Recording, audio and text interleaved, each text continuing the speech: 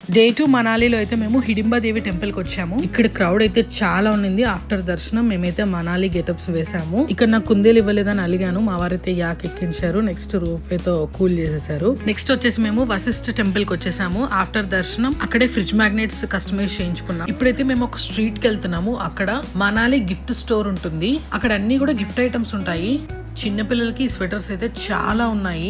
Next club house కి వచ్చాము. ఇక్కడ షాపింగ్ చేయడానికి చాలా వెరైటీస్ ఉన్నాయి. లంచ్ చేసి హోటల్ కి అయితే వెళ్ళాము. ఇప్పుడు రెడీ అయ్యి వెళ్తున్నాం పారాగ్లైడింగ్ కి. ఏవండి ఇది రావట్లేదు, కొంచెం హెల్ప్ చేయండి. అబ్బా గోల్డ్ ఏంట్రా భలే షైన్ అవుతుంది. నీ ఫేస్ గోల్డ్ కన్నా షైన్ అవుతుంది.